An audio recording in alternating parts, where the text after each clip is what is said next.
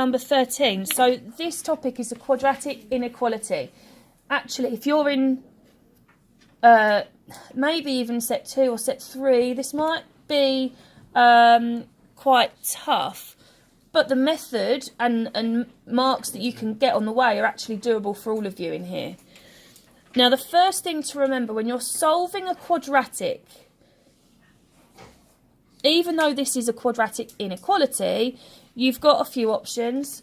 You've got completing the square, you've got using the quadratic formula, and you've got factorising.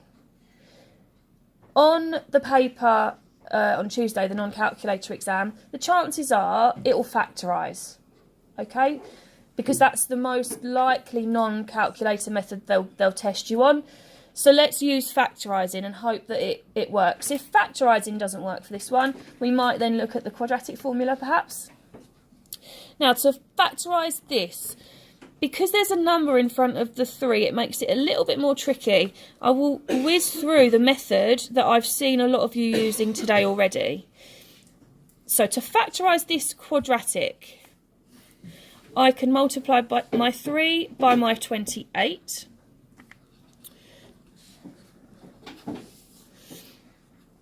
(84), and I'm looking for two numbers that add to make multiply to make 84 but add to make 5.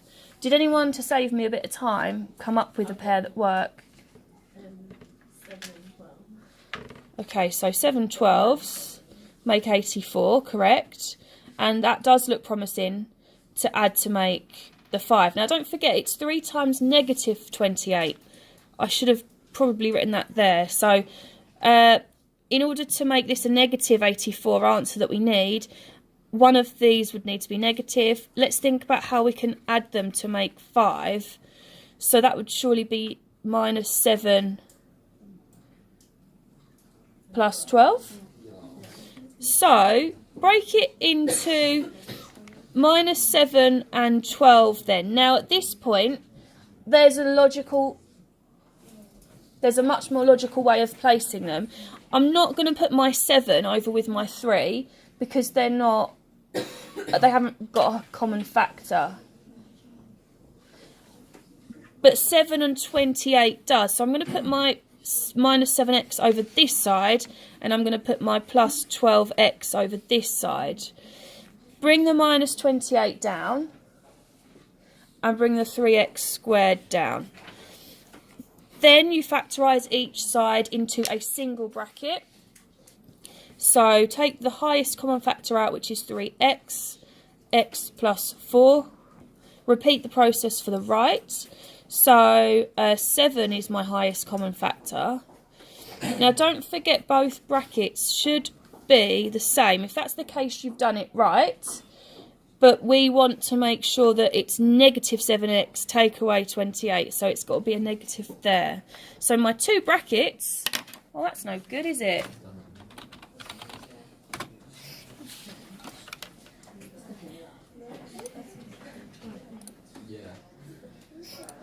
Sorry, right. My two brackets are 3x minus 7. Don't ruin it now, please, year 11. And x plus 4. Now don't forget, this is bigger than 0. Okay, so I've now rewritten my quadratic in factorised form. You would have got a couple of marks by now, hopefully, maybe 1 actually. Yeah, maybe 1. It depends on the mark scheme. But let's carry on. We need to solve it now to maybe pick up another mark. Can you sit up, please?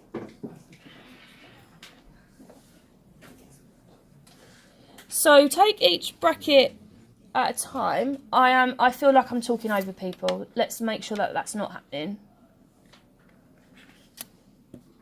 Take one bracket at a time and solve it. So this one, if we add 7 to both sides, we get an answer of x is bigger than 7 over 3.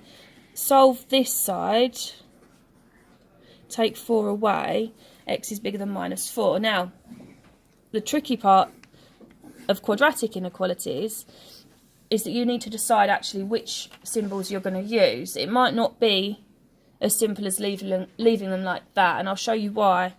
So if we do a sketch of the quadratic curve, we've got a couple of intercepts. We've got one at -4, and we've got one at 7/3. Let's say it's over here. So our curve is like that. I also know that value on the y-axis is -28 because I took that from my quadratic here. Anyway, you need to decide whether your region is inside the curve or outside. Now to do that, I suggest you test a coordinate inside the curve. I'm going to test 0, 0. So I'm going to use x as 0. I'm going to sub it in.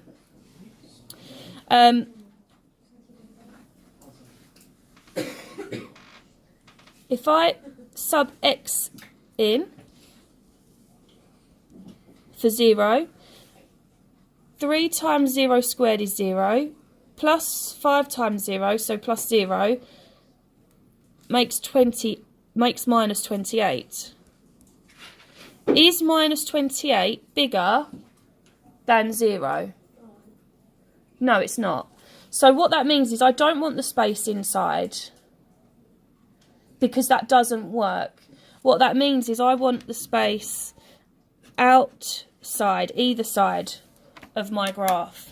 So for that to happen, I need to say, right, I want x to be less than -4. X is less than -4. And I want x to be greater than 7/3. So there is my answer for that quadratic inequality.